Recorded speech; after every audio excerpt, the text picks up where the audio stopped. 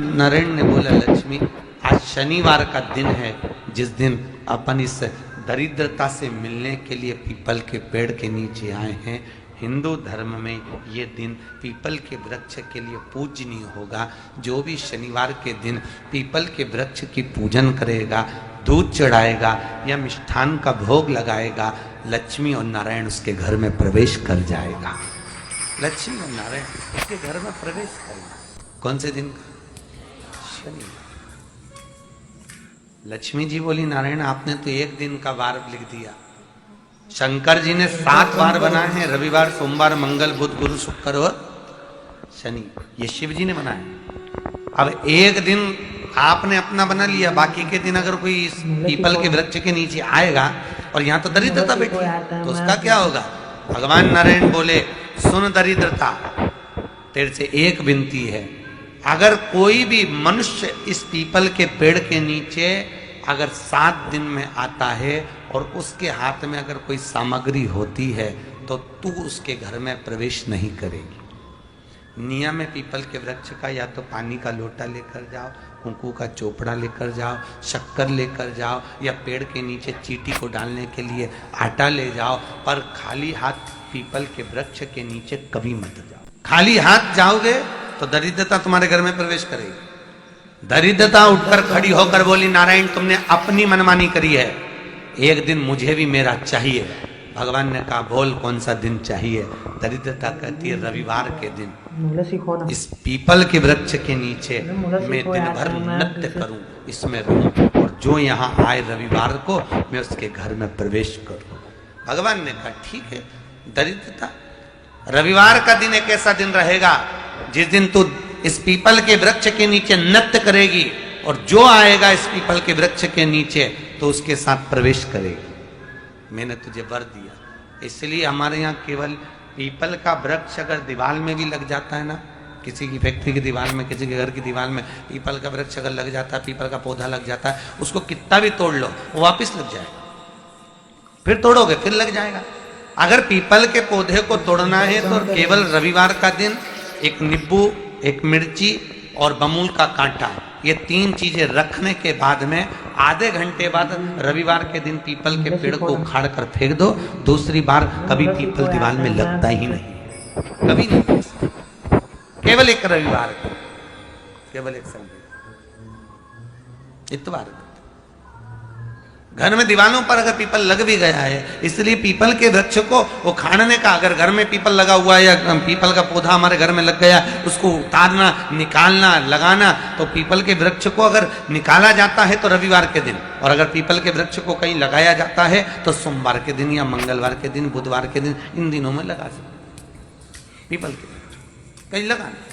शनिवार का दिन एक ऐसा दिन होता है जिस दिन पीपल के वृक्ष को कहीं जाकर लगाया नहीं जाता, क्योंकि शनिवार के दिन पीपल के वृक्ष के नीचे लक्ष्मी रहती है। हम अपने हाथों से अगर पीपल का वृक्ष किसी दूसरी जगह पर शनिवार को रोपित करते हैं तो हमारे घर की लक्ष्मी अपने घर से छिन्न होकर चली जाती है। इसलिए शनिवार के दिन पीपल लगाया, किसी के घर जाकर उसको वापस नहीं जाता। लग गया, लग गया। प्रभु मेरी धर्म पत्नी को कहाँ रखूं आप बताओ? वो तो जहां यज्ञ होता है, अनुष्ठान होता है, दान होता है, पुण्य होता है, सत्कर्म होता है, वहां जाने को तैयार नहीं। अब करूं क्या? भगवान ने बोला, एक काम करो।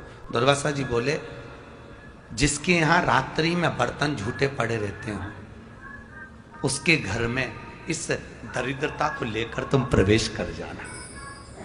जिसके यहाँ रात्रि में बर्तन झूठे पड़े हो वहां लेकर प्रवेश कर जाओ। दूसरी जगह दुर्वासा जी बोले, जो स्त्री घर में दोपहर के समय पर सो रही हो उसके घर में इसको लेकर प्रवेश कर जाइए।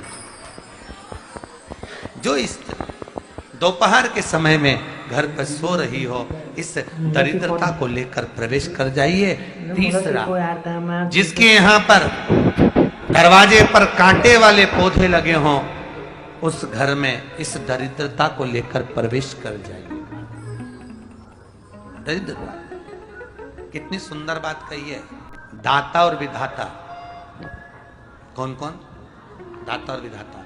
लक्ष्मी और दरिद्रता के सगे भाई हैं। कौन कौन? दाता और विधाता। दाता को फिटकरी प्रिय है, विधाता को नमक प्रिय है। ये दोनों हमेशा लक्ष्मी को और दरिद्रता को दोनों को समझाते थे, दोनों में प्रेम बढ़ाते थे। आज भी हिंदू धर्म की रीति है। यहाँ तो ठीक है, जिसके यहाँ पर भी अगर थोड़ी सी भी परेशानी होती है, थोड़ा सा क्लेश होता है, अशांति होती है, लक्ष्मी नहीं टिक रही हो, काम नहीं बन रहे हो, बहुत प्रयास करा जा रहा हो और हमारा कार्य नहीं होता, तो क्या करते हैं, फिटकरी और नमक को पानी में डाल देते हैं और घर में पोछा लगा देते हैं। आप लोगों ने आजकल फेसबुक पे भी पढ़ा होगा, व्हाट्सएप पे भी पढ़ा होगा। तो क्यों लिखा उसमें? उसका कारण ही केवल इतना है कि दाता और विधाता की प्रियता उसमें। माता ख्याति के जो 4 बच्चे हुए, इसमें जो 2 लड़के हैं, दाता और विधाता, उसकी प्रियता, उसकी पूर्णता। अब दुर्वासा जी बोले अपनी धर्म पत्नी को वहां लेकर, जहां कांटेदार पौधे लगे हों वहां पर लेकर प्रवेश कर जाइए। कांटेदार पौधों में उस दरिद्रता का निवास हो गया। कितना विचित्र कथा यहाँ वर्णन करी है। श्रीमद् भागवत के अंतर्गत जो वर्णन किया कि मृत्यु उलझ रहा है, आपका कोई काम ऐसा है जो बहुत दिन से उलझा हुआ है, चाहे वो कोर्ट कचहरी का हो, चाहे वो किसी से जुड़ा हुआ हो, और वो नहीं हो रहा। तो स्कंद पुराण कहती है,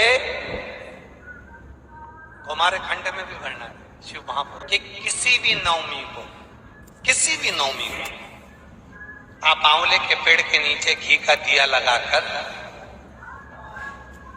मौली मतलब हाथ में जो नाड़ा बांधते हैं, लच्छा, मौली, लच्छा, नाड़ा, हाथ में बांधने वाला पूजन वाला धागा लाल, घी का दिया लगाकर 5 परिक्रमा आंवले के वृक्ष की कर ली और परिक्रमा कर धागे को वहीं पर छोड़कर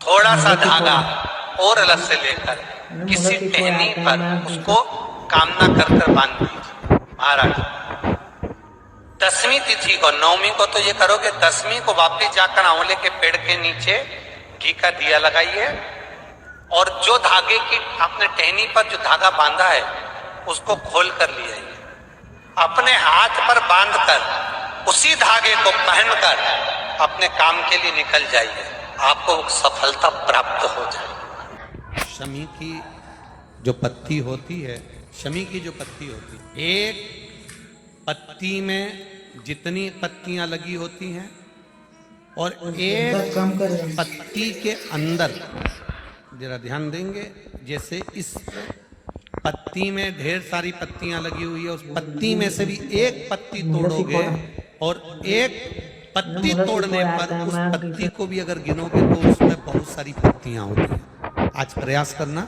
अगर कहीं आपको शमी की पत्ती मिले तो जैसे ये पत्ती, इस पत्ती को तोड़ा गया, इस पत्ती में से एक पत्ती निकाली गई और एक पत्ती निकालकर आप धीरे से रखना, और उसमें भी बारीक बारीक बारीक बारीक बारीक बारीक बहुत सारी पत्तियां नजर आती हैं। शिव महापुराण की कथा कहती है, जो सोमवार की अष्टमी हो या प्रदोष का व्रत हो या 12 महीने की शिवरात्रि हो या किसी भी दिन प्रदोष काल के अंतर्गत शंकर भगवान को एक शमी का पत्ता कोई भूलवश भी समर्पित कर देता है, तो जितनी एक पत्ती में पत्तियां होती है और उस पत्ती के अंदर भी एक पत्ती को तोड़ने के बाद जितनी पत्तियां होती है, उतने जन्म मृत्यु लोक में मनुष्य के नहीं होते। 84 लाख योनियों में से वो योनियां कट जाती हैं और देव योनि प्राप्त हो जाती है। एक शमी पत्र की बेटी का प्रश्न है, कोई बेटी ने प्रश्न करा,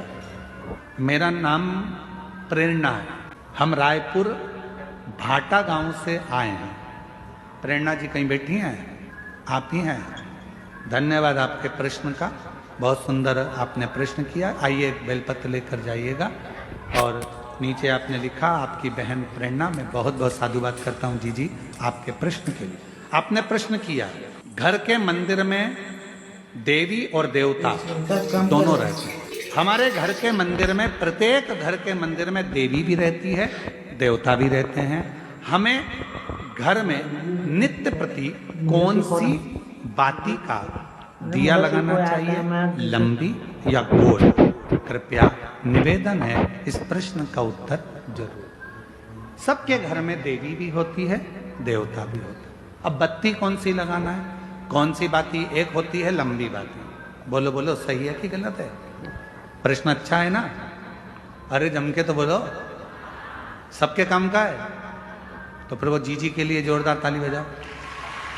सबके काम की चीज है ना, एक अच्छा प्रश्न मिला है। और केवल आपके लिए नहीं, केवल कच्चे गांव के लिए नहीं, कांकेर क्षेत्रवासियों के लिए नहीं, जितने इस आस्था चैनल के माध्यम से, फेसबुक के माध्यम से, इंस्टाग्राम के माध्यम से और संपूर्ण सोशल मीडिया के माध्यम से और संपूर्ण मीडिया के माध्यम से, चाहे वो यहाँ के पत्रकार बंधु हो, सोशल मीडिया हो या ऑल मीडिया हो, सभी मीडियाओं के माध्यम से जो लोग कथा को श्रवण कर रहे हैं, लाखों की संख्या में, करोड़ों की संख्या में, वो इस प्रश्न का उत्तर जरूर। इसमें उन्होंने प्रश्न करा है कि गुरुदेव घर के मंदिर में देवी और देवता दोनों रहते, तो हमें घर में नित्य प्रति कौन सी बाती लंबी या गोल का प्रयोग करना चाहिए?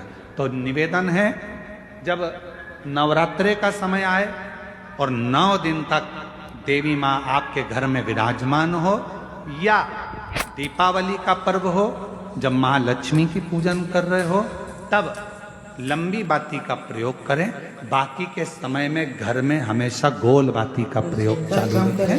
गोल बाती का जो क्या, कौन सी आपके यहाँ गोल बोलते हैं, फूल बोलते हैं?